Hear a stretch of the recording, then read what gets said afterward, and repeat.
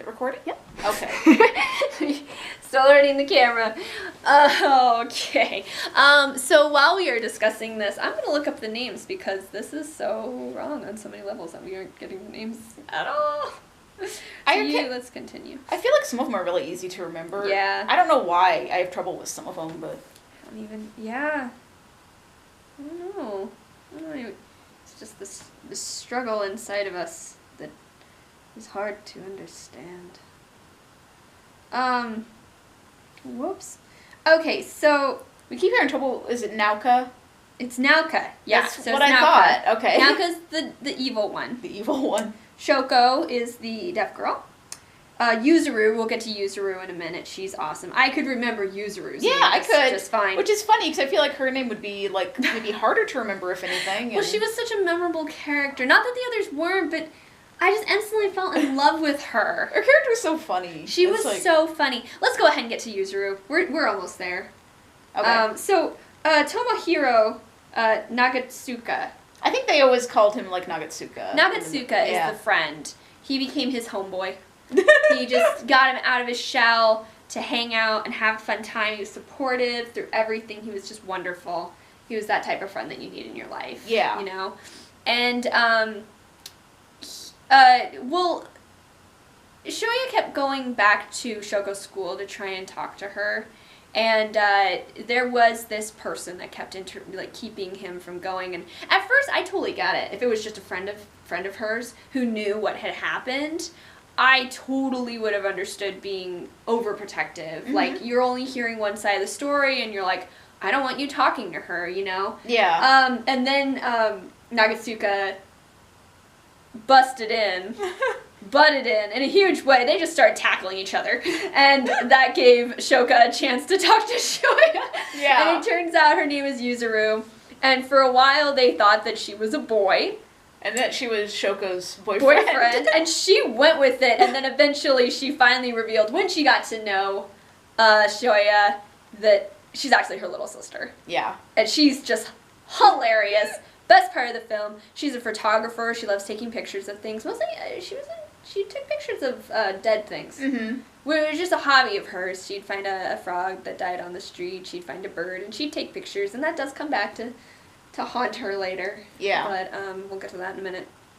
So they make friends. They reunite Shoko with her other friend.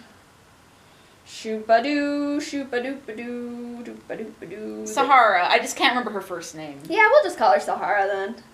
Because I guess she's not worthy to be on the people to search for list. That's odd. That's mean. But they reunite her with Sahara, who is going to the same school as Naoka. Naoka. Mm-hmm. Girls' school. And she's so excited to see Shoko, and Shoko really wanted to see her again, so Shoya was like, yeah, I'm gonna help, reunite. I'm gonna fix everything. I'm just gonna make life better for her because I ruined it. Yeah. And I'm gonna do whatever it takes. And along the way, they run into Miki again. She still goes to school with Shoya. She hasn't changed a bit. Naoka hasn't changed a bit. But Miki makes a friend, and eventually a boyfriend, who is actually pretty cool. He kind of only hears one side of the story, and he doesn't understand. He does fall for Miki's little crybaby tactic, but he's a good guy. He just kind of stands back and lets things take their course. Not like stand back and let bullying happen, but stands back and just kind of lets everything take its course. Yeah. Forgot his name. I don't think they hardly say it in the movie, to be honest. I can't remember. He did not know. He had red hair. He had short red hair. I can't remember his name. Can't remember his name at all. Miki's boyfriend is what we'll call him. Yeah. Sorry. That would suffice. They probably said his name like once. One time. We can't be expected to remember it if they only say it like once. Yeah. So. I don't even remember the main characters' names. I'm so sorry. You get them mostly right. Sometimes you say Shoka, like you kind of combine their two names, like it's their ship name or something. I was close. You combine Shoko and Shoya. To Shoka. So big. Shoka. That's their pairing name. So basically he means well, but he had a feeling that the reason why Shoko left the school was because of bullying, because of her not being able to hear. Mm-hmm. And he did not know that Shoya was the bully. Mm-hmm. So he kind of says, what kind of a douchebag bullies a deaf child? And he's right. He wasn't being mean or judgmental. No, I mean, he's totally right. Totally right. So that eventually, it doesn't take long before the truth comes out to everyone at the high school. Yeah. Because Miki is a a loud mouth, and she blabs in front of everybody what Shoya did. Yeah, what Shoya did. Not what she did. No. No, it was all Shoya, and she was like, "Oh, I was so scared of him," and I'm like, "Oh my gosh, are you kidding me?" Like, scared of him. You went right along with it with everybody else. She's such a fake. It's like. So the thing is, I don't like Nyauka at all. No, really. But I thought you loved her. I did until that one moment. I mean, the first minute of the movie. Yeah, that's when the introduction.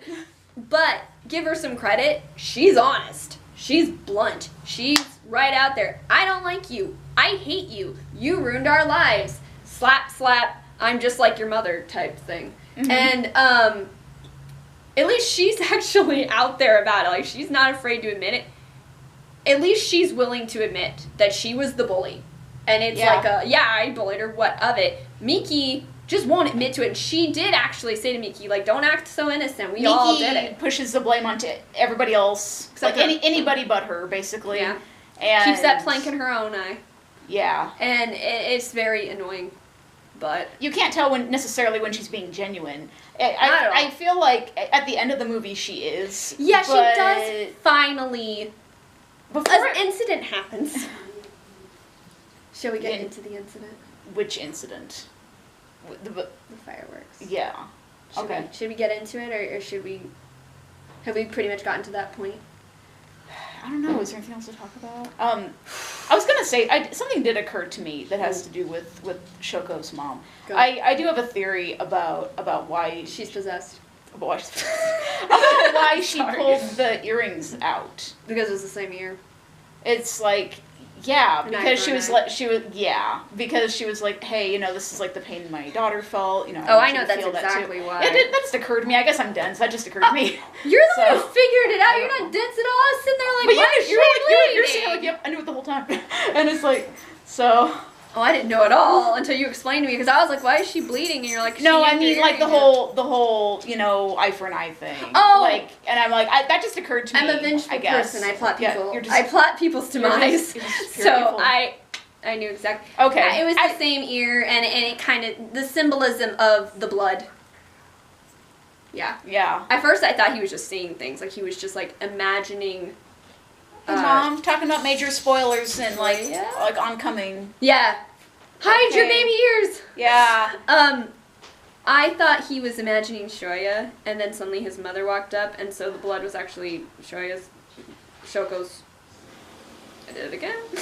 Shoko's blood, and then it wasn't actually Shoko's blood. It was actually his mom. I don't know. I thought it was a dream, but it wasn't. She actually pulled her. Here you go. She also slapped him.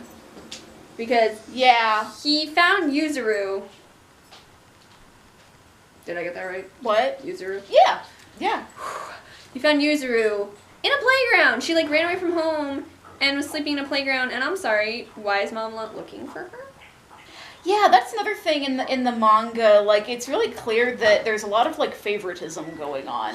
It's like it actually. I think there's a point in the manga. I think where Shoko is actually missing, and it shows how concerned her mom is about it, but there's very little concern shown for Yuzuru. Yuzuru, and it's like you have 2 children, and it's like I don't know that the woman's a piece of work. Oh, she just. I do sympathize with some of the stuff that happened to her, but it's like she's a piece of work. She is apologetic eventually, but it's like yeah. Yeah, because Yuzuru is spending the night in a playground, and Shoya finds her and takes her back to his place, and he thinks that she's a boy, so he lets her sleep in his room, and then she starts leaving, in the pouring rain. Yeah. And then that's when they bond and they get to know each other. And he gets to her house and Mom comes out and just smacks him. Mm-hmm. And I'm like, you are possibly the worst person in this movie. Mm. But then they and that's when Yuzuru tells Shoya that, oh, by the way, like I'm a girl. I'm a girl. And then Shoya's like, oh my gosh, she was like in my room with me while I was sleeping. How awkward. She has cooties. And then his friend like realizes that he wrestled her and it was like, ah! And then I like how it shows him like he's like across the street, like he's like some like whoa, like. But yeah, so now we shall get into the fireworks scene. Okay. So the team kind of breaks off because he finally Shoya's had enough of keeping it inside, and then the truth comes out, and he feels he's gonna get ostracized again, and so he just kind of crumbles into himself. They're on this bridge where he and Shoko love to feed koi. And he's just blatantly honest with all of them. He says things he didn't necessarily mean, but he's had enough just trying to be nice about this whole situation and standing back. And so he says something mean to Mickey, he says something mean to his... I think some of the stuff he might have meant. I think probably meant it with Mickey. I think some of it was stuff that he was just holding in that finally he just couldn't take anymore. He was just... Yeah. He had to just like, speak his mind, kind of. Probably. I mean, he said... I think some of it he meant, some of it he didn't, maybe. Yeah, I don't think he meant with his friend. I mean, he said to his friend, like, you... Well, he wasn't really nasty to his friend. He just said, you don't know me. Like... I mean, it's true. They don't know each other super well. He didn't know. He didn't know that he was a bully. He actually was like, don't say that about him. He would never do that, you know. And he didn't know. It's not exactly clear, like, how long they've known each other, actually, because the passage of time in the movie is a little unclear. Yeah. It has them on, like, summer vacation in the movie, but, like... Yeah. I don't know. Like, when Shoya and Nagatsuka become friends, like, I don't know. I was just assuming maybe just a couple months or like maybe something, or is it just a matter of weeks? Good question. Is it just a few weeks? I don't know. Well, we had a birthday go by because Mom's birthday happened, and then Grandma got sick and passed away, which was really sad. That was sad. Even sadder in the manga. Woman. Yeah, because you got to know her more. Yeah, you see her in the manga more. I was just devastated. So yeah, he is invited to go to the fireworks show with them. Yeah, because even after he kind of, you know, he and his friends are not really talking and everything. He is still talking with Yuzuru and Shoko. And they're actually like hanging out all the time. Mm-hmm. And he's trying to pretend like everything's fine. And at one point, I guess we should mention Shoya. At one point, Shoko put her hair up in a nice hair and she was trying to talk. Oh yeah, that part. That was earlier. Yeah. She tried to tell him that she loved him. Like, I love you, with her voice, and he couldn't understand what she was saying. And he thought she said something about the moon. And then I like how another scene he's talking to Natsuka, and he's holding up the little present, the little I don't know, what would you call them? The little things that you stick in like a flower pot. You stick in a flower pot. And he couldn't figure out what they were for. He's like, these look like the moon to you? And he's like, no, these don't really look. Why do you think that? And then I like this. Do you remember the scene on the bridge though when Shoya's talking to Yuzuru and he's like, yeah, she's trying to tell me something like about the moon, and then Yuzuru's like, it's like, oh god. Yuzuru's just like, she's trying not to crack. She's trying not to crack up. And that was just great. The Yuzuru's just like laughing about it. But, yeah, so he's not really spending time with anyone else. He's just spending time with Shoko and Yuzuru, and then they invite him to the fireworks show. Mm-hmm. And everything seems to be going fine. They're spending time watching the fireworks. Even Mom's there, and she's not killing people. She's acting civil. She's on her. They hid the silverware. And Shoko claims, like, that her mom likes Shoya, and it's like, oh, okay. And Shoya's like, oh, I'll take your word for it. Like, I can't really... I can't read this woman very well. I see her out my window tapping and, like... No. Yeah. She's creepy. But, yeah. He thinks everything's going well. Yuzuru and her mom go to get something, like, snacks. Yeah, they go snacks. So much happened before this, but we want to get into this part, and then we'll kind of go back to the carnival, or the festival, or the roller coaster. But, I want to start with the fireworks thing because this was the moment that just broke me. And this was the moment that made Silent Voice for me more emotional than Your Name. I got more invested in the characters. The girl sitting next to me was bawling her eyes out, and so was I at this moment. And this is, Shoko says she's going home. She has to study. And he says, okay, see you later, in sign language, which is, see you later. She does not say see you later. She says bye. And then Yuzuru realizes she left her camera at home, so he goes to get it, and he sees, I'm going to start crying just talking about this scene.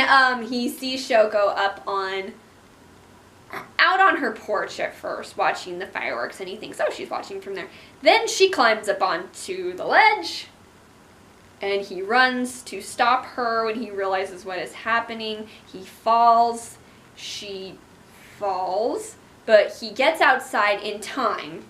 He catches her. He is slipping. And so a mix of emotions were going through my head. So first I thought, she killed herself. Oh my gosh, she killed herself. I can't believe it. I can't believe it. And then all of a sudden it shows he's holding on to her. And then I thought, they're both going to die. He's going to slip, they're going to fall, and they're both going to die. And then we're going to have to see everyone will live with the regret.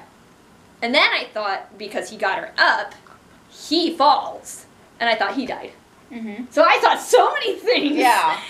He did not die. Thank the Lord. He ended up in a coma. But I was bawling, and I was so, just this moment where you're kind of thinking back to all of the things that has been going on and how he has just been trying, desperately trying so hard to make life better for her and for him. You know, just trying to get better. Mm-hmm. And that moment where it could have all gone to waste, that one single moment was so terrifying. And we know that Noka had a huge part in it because they went to a carnival or like an amusement park, and she decided to get on the Ferris wheel. And Yuzuru. I did it! I got her name wrong! Yuzuru. Yeah. Very cleverly asked Shoko to hold her camera so she could take pictures. And she didn't. Of course, she left the video camera on so she could hear everything that was being said. And then she brought it over to Shoko. Sure enough, Noka was just telling her she hated her. She ruined everyone's life. It's her fault that, Shoya has no friends. Blah, blah, blah, blah. I'm a terrible person. Blah, blah. Cast me in the new Mean Girls. Blah, blah, blah. And slapped her. And they saw that. And so he knew that she was affected by that. And that probably, she's always been suicidal. And so is he. Yeah. But she's always been very happy, and you just don't know what someone's going through. And she broke her arm or she strained it or something from him holding tightly. Mm-hmm. I don't know if she broke it or, it could have been a fracture. I don't really know, but she survived, and so did he. And that was very impacting because extremely relatable. Not that I have ever jumped off a ledge and someone caught me and almost died in the process, but I have tried to kill myself, and I have seen the effects that it has on my family. And Shoko did eventually witness her mother and her sister crying about the incident. And they all went to the hospital, and everyone kept going to the hospital to see him, and all his friends were by his side, the people that he was mad at or he chased off. They were all very loyal and kept seeing him, and so did Yoka. She attacked her outside the hospital, though, because she said, oh, that girl needs meds. What the flip? Like, she starts attacking Shoko, who is injured, and then Shoko's mom tries to intervene by slapping her because that's her go-to move. Yeah. It's like instead of. And then Shoya's mom comes over and she's like, "Okay, you two, like, break it up." Like, because apparently it's like, is Shoya's mom like the only responsible adult? Seems like it. I don't know. Maybe the janitor, but he seemed pretty. Oh, pretty clean cut and everything. I think he was the principal. I think he was. Probably. You don't know that. He could be wearing a suit. He just wants a better life for himself. No, Shoya's mom's the best part of the movie. Sadly, I don't remember her name. Gosh. Do they say her name? To Twitter. No. I mean, I don't know that they say it very much. I don't think they say Shoya's mom. I'm gonna look up Shoya's mom, just like Naruto's, or Burrito's dad. Burrito? Burrito. Burrito, not burrito. I want to call it Burrito now. Burrito's dad. Shoya's mom. Shoya's Mombasa. I know this is so unprofessional, guys. I'm not doing anything. She does remind me a little bit of the mom from Erased, actually, which you haven't seen yet. I cannot wait to see that. Yeah, because the mom in Erased is really good, too. Yeah. What's her name? Does it say? Oh. We'll get into that in a minute. What is it? Oh, there's just some people saying that she did it to herself. That she ripped out her Omi earring to give to her. Oh, you think? Gosh, I don't know, because they don't show it, so I guess I just assumed maybe I shouldn't have. No. All they're calling her is just Yashishimi's mother, so maybe she doesn't have a name. Oh, wait, here we go. I'm close.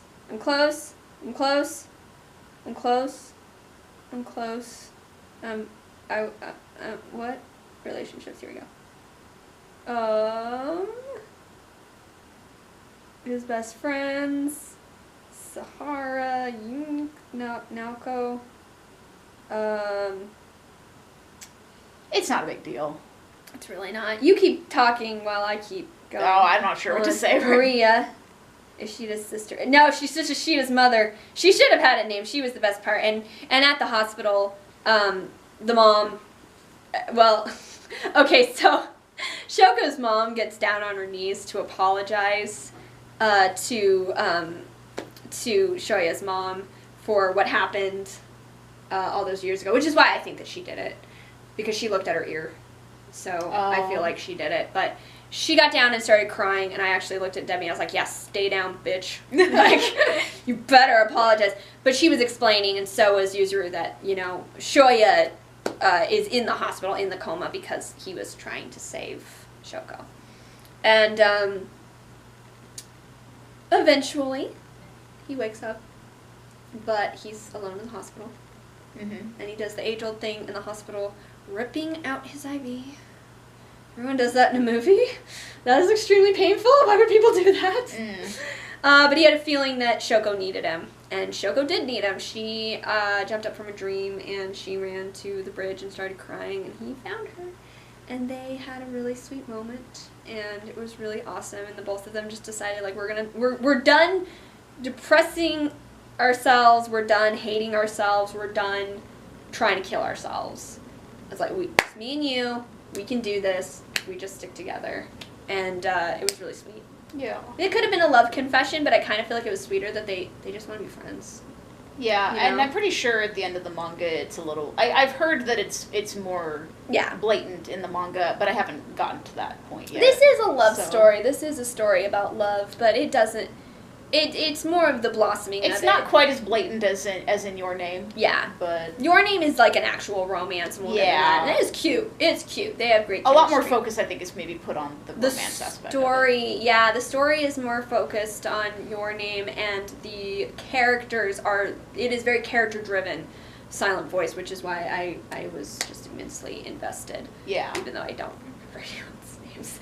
And eventually he reunites with his friend. His friend's like, dude, like, I love you, man. And he grew a stash waiting and promised he wouldn't shave it until he woke up. And, oh, he's just the sweetest guy. And he apologizes to Miki. Didn't need to, but whatever. Oh, she apologized to him, too, so that was sweet. Yeah. We tried really hard to, like, make this really cool artwork, and we were gonna get it to 1,000 before you woke up, but you woke up. Yeah, the paper, the origami cranes. It was really sweet. It was sweet. She and her boyfriend did it. Yeah. It was really sweet. I think it was other kids in the class, too. Oh, was it the entire class? It might have been the entire class. It was sweet. Yeah. It was really sweet. And so she apologized. She apologized to Shoko. Nyauka stayed Nyauka. Yeah, I feel like they're trying to give you a sense that maybe she's just never like not necessarily that like she and Shoko are gonna ever become friends, but just that maybe she'll at least be a little less like, hostile all the time.